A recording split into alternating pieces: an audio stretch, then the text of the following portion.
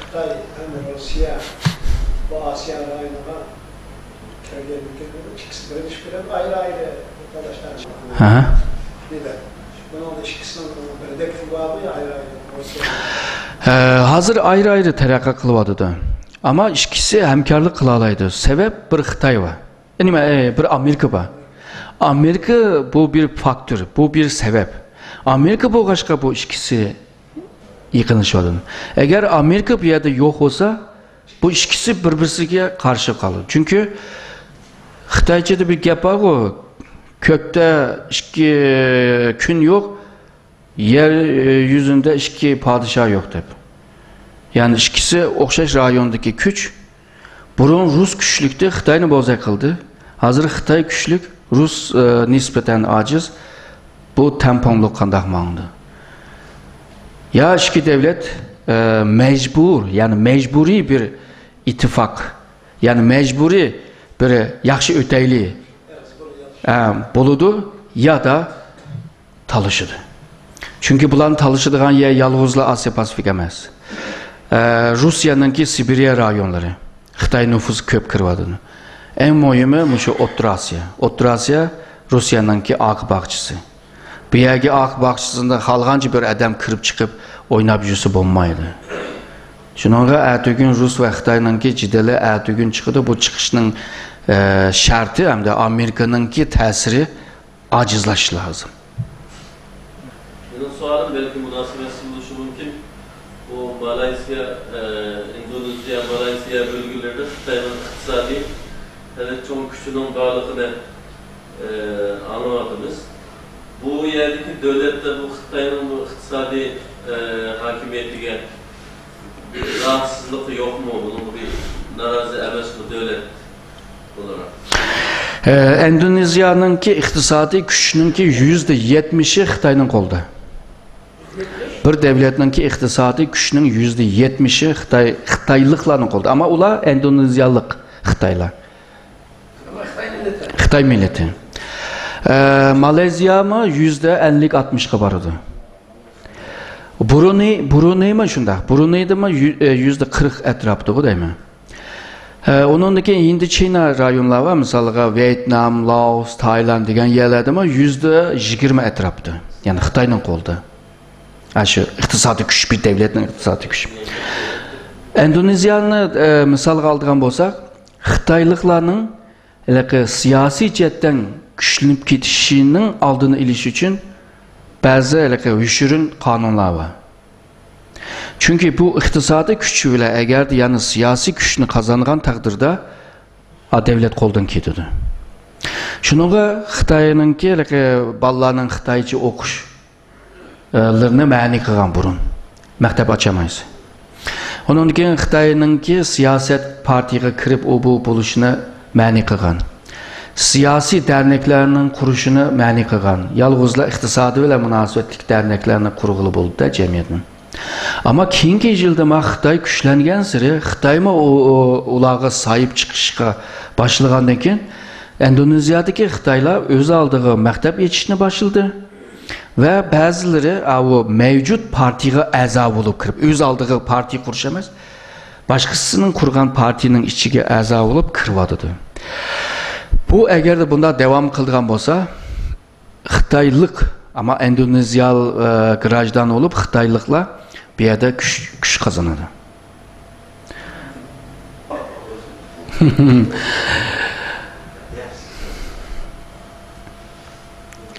Evvelallah bu dünyada kılamaydıgan iş yok. Oylap yeterlisekler boludu. Ben üzem cevap vermey bir kançı kişininki cevabını depre. Bu Bay Mirza Hayit degen bir adam var, onu bildiğinle bağımı ki bu əsli Özbek əsli Kırmaniyada yaşayan tügep ketdi adam, tarihçi, Otur Asya tarihçininki en mühim adamı. Yani G'arbliklar Otur Asya hakkında bir yazsa çokum bu adamninki kitabını mənbə deb köstüdü. Mana bir adam. Özbekistan'da pek yaxşı göretti. Bir kıtım biripla onunki hiç kitemedi. Çünkü onunla viz beğenmedi onunki. Bu adamdan sorgandık. Abdurşit mi battı? Bildi sorgan vaktimiz. Şərq Türkistan'ınki akıbeti qandaq oludu degan toq. O deydi, eğer maşındalı mağdığan bolsa 50-60 yıldan keyin Şərq Türkistan degan bir ismin deyişinin mi bir əhmiyyəti qalmaydı. Yani Şərq Türkistan yok oludu deyim. Maşındalı mağdığan bolsa Xitay tərəqqi qılıvadı o bu bulan. Bu 11 sentyabrdan əvvəlki əhval. Və Uyğur meselesi xalqaraviləşməyən vaxtı.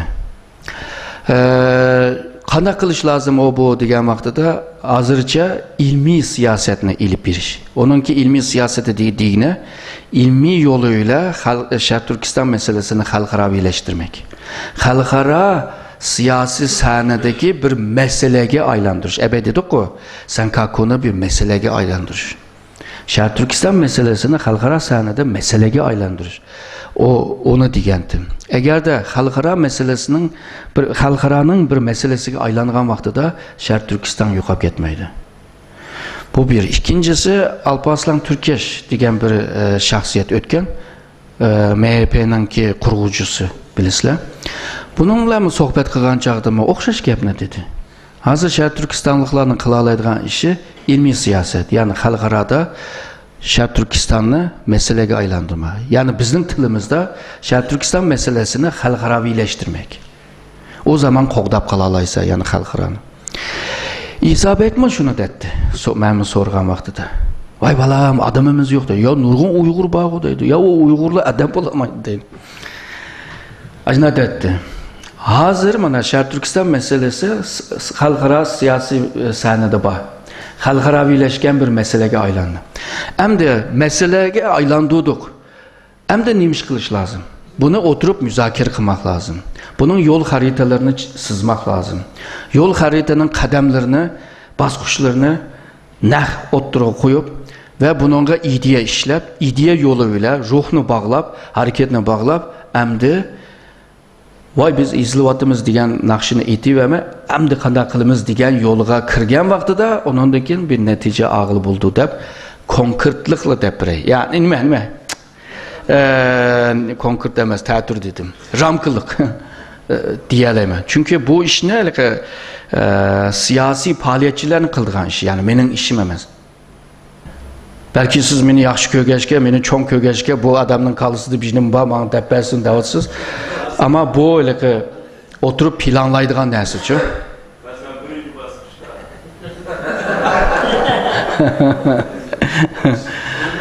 İki ming uchda men bir strategiya planı yazgandim. 50 yılını mo'ljallagan. Nurg'un adam tillab ketdi, 50 yilni qachon saqlab turimiz deb. Biz Şərq Türkistan Xitoyning qo'liga tushishi 1884. Çünkü Xinjiang ülkesi degan isim bilan birinchi qitim bizning to'proq Xitoyningki igilik huquqi zeminiga kirgan. Hozirgacha 129 yil oldu. Hamda o 50 yil nim bo'libdi. Ama saqlayamaydi ki bizning xalqlar. Bunga belki itibar berilmedi. Yani men yazgan narsani. Erkinkam istiganda Erkin Alptekin. Keyin 2009'dan birinci ayda bu Şərq Türkistan'da Şərq Türkistan hükümetinin her yılınınki birinci aylarda kadrlarını, milli kadrlarını çağırıp bir haftalık bir yığın açıldı mı? Aşı yığında umumi vali Nur Bekir'i eşede depti. Çeteldeki bölgüncüler devlet kuruş planı degan narsani yezibdi, planı 3 basqıchga. Birinci basqıch bu ki, ikinci basqıch bu ki, üçüncü basqıch bu ki. Bunun aldığını iliş için biz manda qilamiz, anda qilamiz, o bu depti.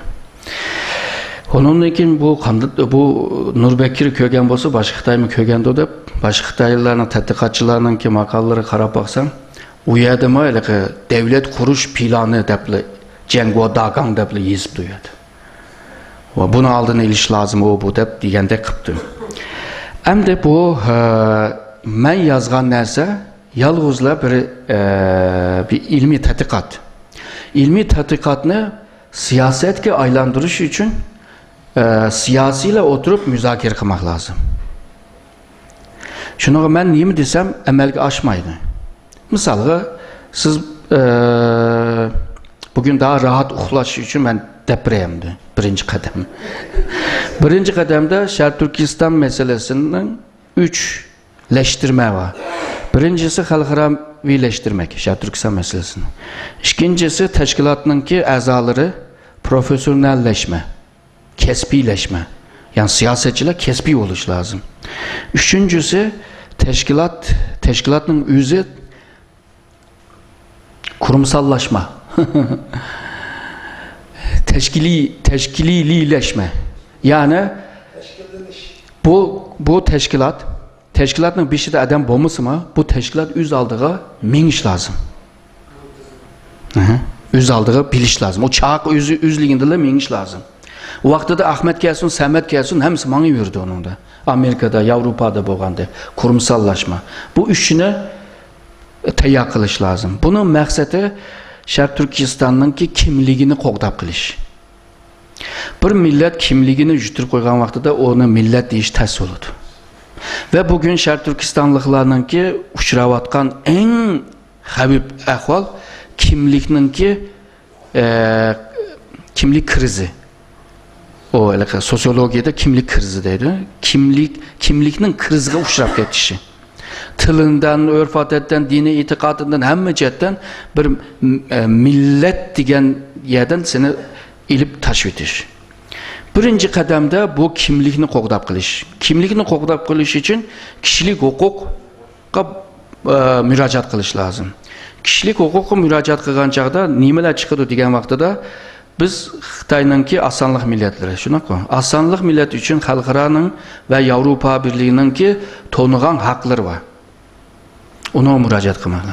Xitay'nın kanunlarda tonuğan haqları var. Ona müracaat qılmalı. Onundan kim o müracaatlarının içinde nime var degen vaxtda bu millət özüge has bolğan o medeniyetini qoğdab qalalaydı. O özü aldığı marifini tərəqqi qıldıralaydı. O özünün iqtisadını tərəqqi qıldıralaydı. Əgər də mutabiye ve taşkı siyasetten başka iktisadi, marif, dini itikadı, yaşam, örf, adet, bulanı bu cemiyet öz aldığı kişilik hukuk ramkısına astı. Öz aldığı bunu mangıza alırsa bu milletleşidir bu. Bunu qoğdab qilish üçün ikinci basqışda ondan kim hukuk. Ben hukuk değer verdim. Hukuk Türkçedeki hukuk yani kanun. Kanunlaştırma. Kanun taraftan qoğdab qilish. Bir yerge kelgan çağda onun müstəhkəmləşmə üçüncü basqış. Bu üç basqışdan keyin ondan keyin müstəqillikni e'lon qilib oldu. Yani birinci basqışının ayrı tepsili bunda nimeler var, kademler var, ayrı. Eğer de bugün biz kimlikni qoğdayamısak, gün Uygur milleti ya da benim milleti demek pek ters olurdu. Çünkü milletini kimlik ile tanıyımız. Kimlik olsa millet, kimlik olmasa millet demez. Şunun birinci olup aşını kılış lazım. Xalqarada gün tertip yaratmak lazım. Cemaat fikrini şekillendirmek lazım. Xalqaranın siyasi güçlerini həmsini hareketke salmak lazım. Xalqaradaki bu siyasi güç yeterli mi? Ona mı müzakir kılış lazım? Bazen yeterli olmaydı. Bazen bir cidel çıkmakça o siyasi güçme hareketke ötmeydi. Bu nurgun eleki bazı gepler bir yerde depsalsak yani olmaydı. Yani nurgun kılalaydıgan işler var. Burunki Uygurlar emas. Hiçbir zaman Uygurlar bunda dünyaya bunda yiyilip gitmegen, hiçbir zaman bunda keng dairede teşkilat kuramagan, hiçbir zaman çetelde bunda cık adam yetişken emas. Yine az da ama burunki bile seyiriştiğen çağda köpeyvatıdı. Onundaki ikinci, üçüncü ve beşinci evlatqıcı nurgun Uygur yetişidi. Tünügün Amerika'ya bağan bir Uygur'un balısı dünyanın ki 10 aliminin biri oldu. Yani bunda adamlar köpegen sırrı teximama Uygur'un ki nimisini qoğdayalaydı. Şununla Şərq Türkistan ahvalı burunqu ahval emas. Bu kadar dünyaya yayıldı, geçildi, o bu oldu. Hazır kıldığın iş anını yükseltiş. Yani bir nərsini degen vaxtda onu idrak kılış lazım. Yani düşünübiliş lazım bunu. Çünkü bugünkü dünyadaki devletler hemmesi şu an seviye ve ilim bile, yani akıl bile kuruldu. Şununla Uygurlarınki sapasınınki yükselişi elbette diyen bizning qadamlarga nayda jiq foydasi var.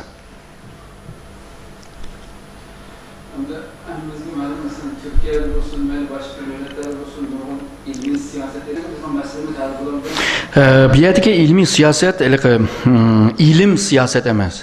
Bir yerdeki ilmi siyaset degan gap, elbette degandek yalğızla askeri kol emas, siyasi kol emas, belki iktisadi kol, belki ma'rif kol, belki başka kollarını umumiyleştirip buna bir sentez şekillendirip hareketke salmak. Yani akıl işletken bir siyaset demekçi bu yerde.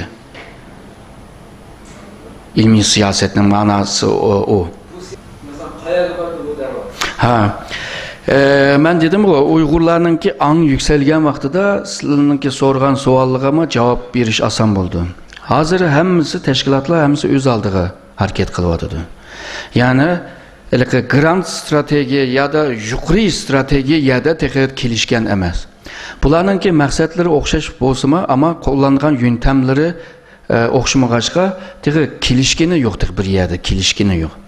Yani birbirini toluqlaş degan noktaga kelmedi. Mesela mening qilgan ishim aslında seni toluqlayotdi.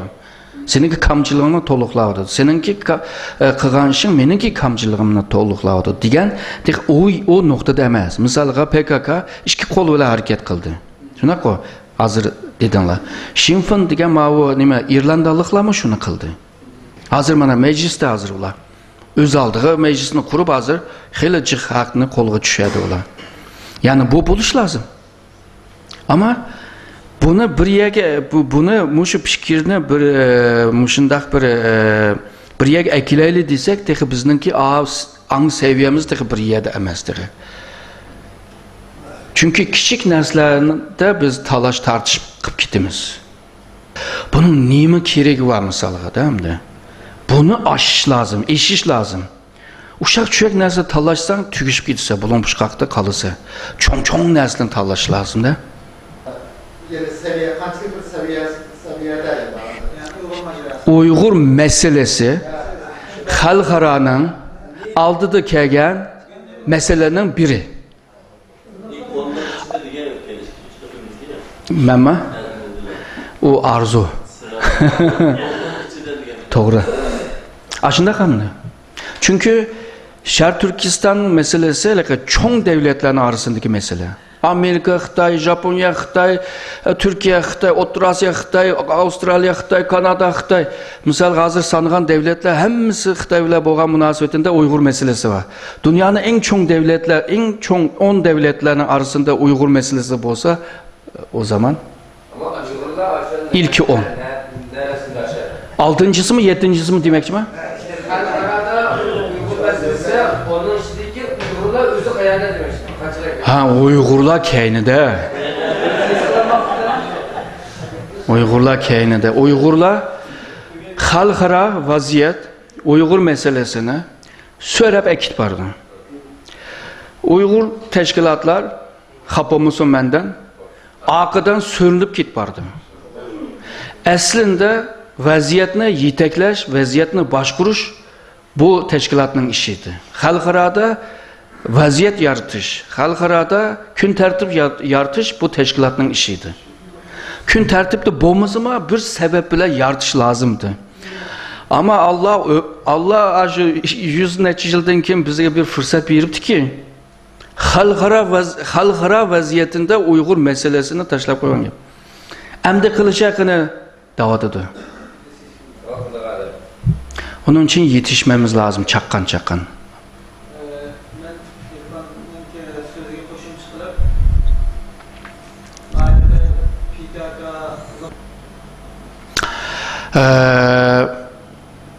Bir partizanlık uruşunun bir kanca şartları var.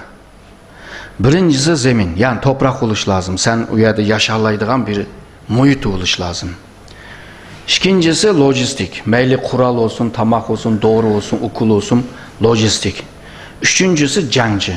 Cangcı, aşınıngı pişkan, aşı gerilla uruşuğa pişkan ufkan birisi buluş lazım değil mi?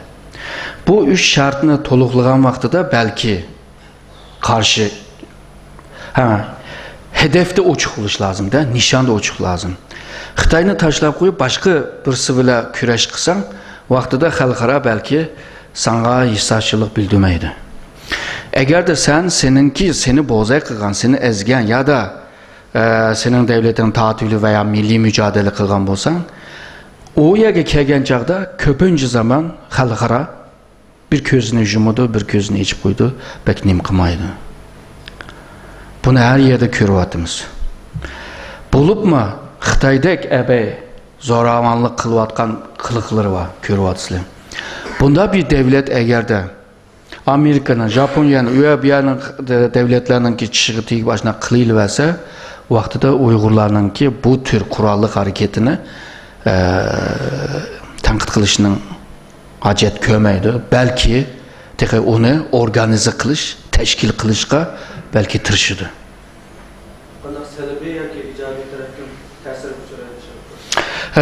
Selbi bulmaydı dep oylamam o.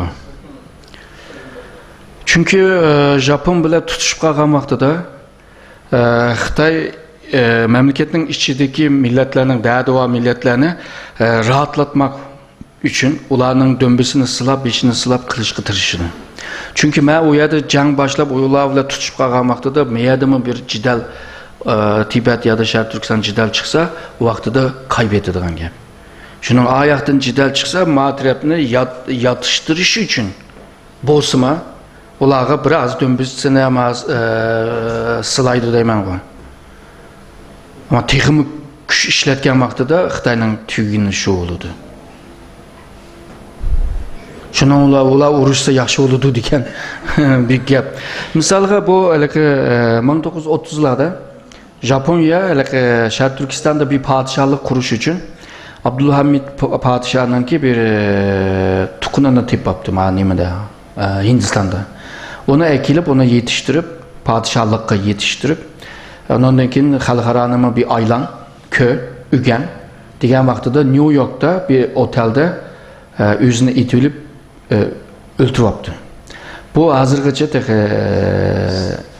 bilmeyimiz hem de sebep. Bir padişah olmayan diyen adam özünü öldüremdi. Bunda bir mesele var. Çünkü o vaxtıda Atatürk istemigen, Rusya istemigen, KGB istemedi diyen gibi. Belki başka bir sebeplerdi. Şunlar mı? Japonya niçin bizim memlekette devlet kurdu? Çünkü Sovyetler İttifakı'nı hem Moğolistan'dan hem Şərq Türkistan'dan hem Mançurya'dan muasır gelişi için. 1860'lardan keyin Yakubek devletinin akısıga Ruslar, İngilizler kirişi, keyin Yakubek'nin özünün talebi bile Osmanlı devletiga bağlanışı, bularma şu vaxtdaki en çoğun devletlerinin ki Şərq Türkistan'a arılışışı degen gep. Ularma onu desteklayıp, onu kıpaktı. 33'teki Cumhuriyetini ama İngilizler karab tutu, bular eğer de küç kurulgan bolsa bizime benim kılayıldı, kütüp tutu, karab tutu yani benim bolamıdı.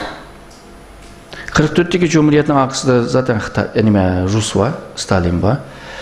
Yani çoğun devletlerin arasındaki bu hıl küreşler, siyasi tamponluklarının bozulup yeni tamponluklar şekil ağan vaxtıda Şərq Türkistan o vaxtıda bir küreş kılışının sahasına aylandı.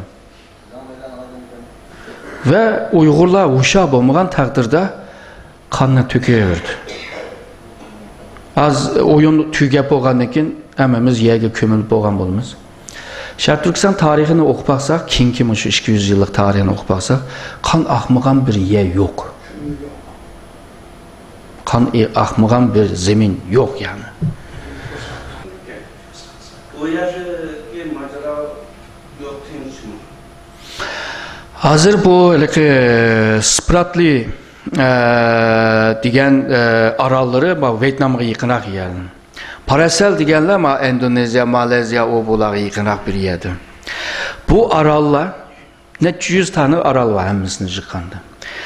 10'ını bir Filipin ilib algan, 20'ni Endoneziya ilib algan, 5'ni Brunei ilib algan, 12'sini Tayvan ilib algan, yani bir qanchini o bu ilib algan.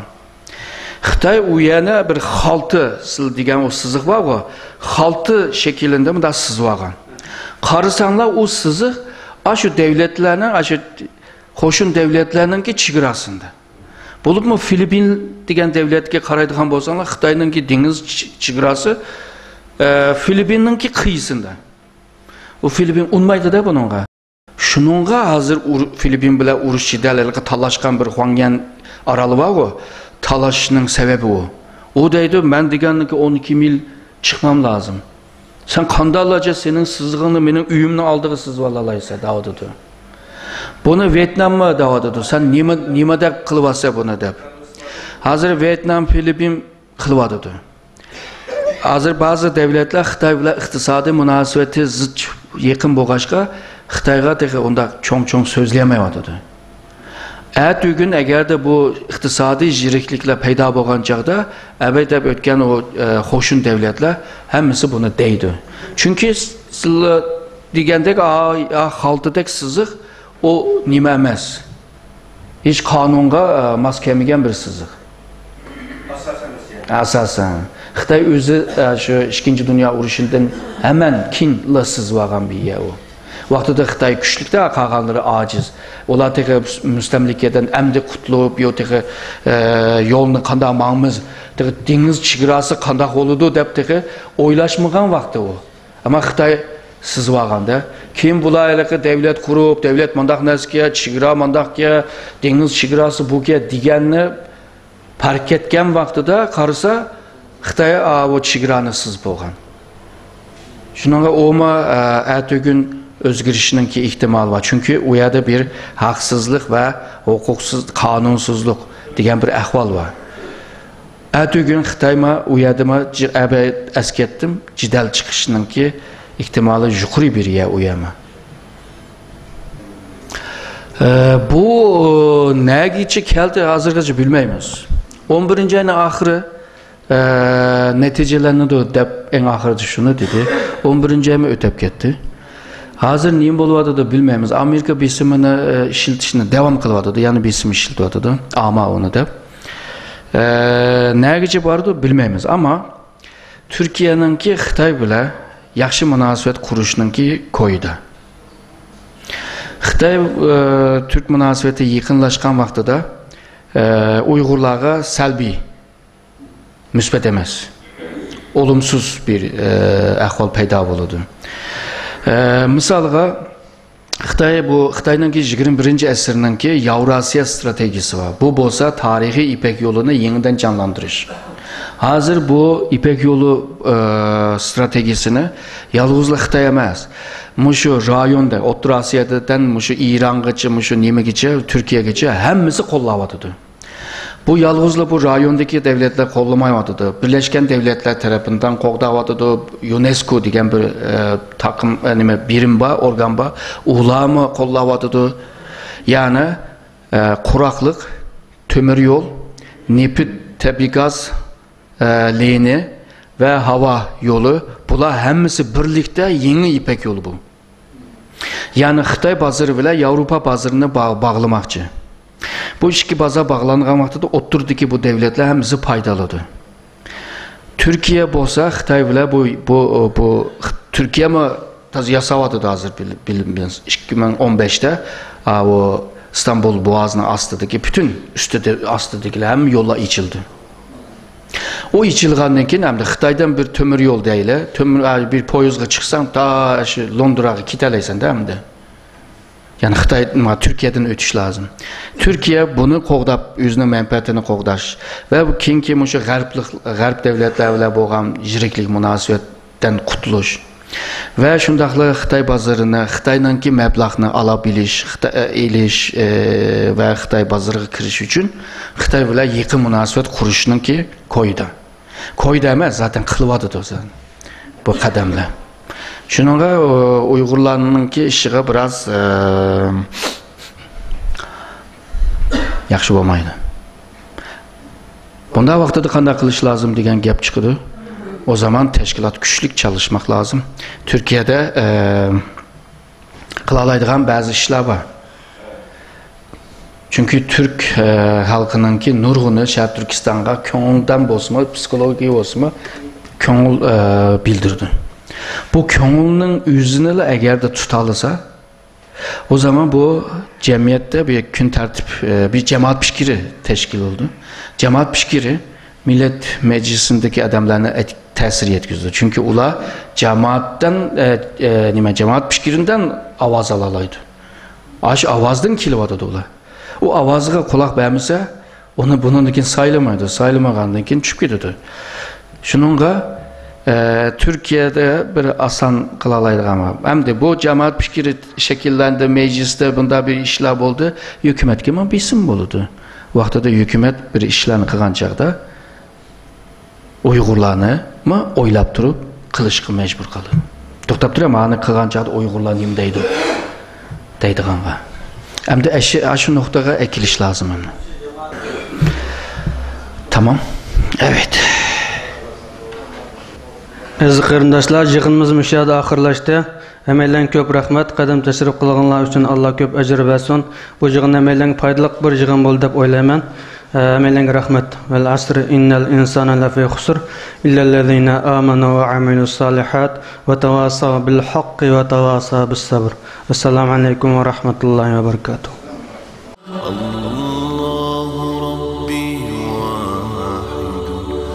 وأنا بذلك أشهد لا مبدئي وأصوله بالرغم ممن يجحد وشهادتي أن لا إله سوى إله العالمين بعث الرسول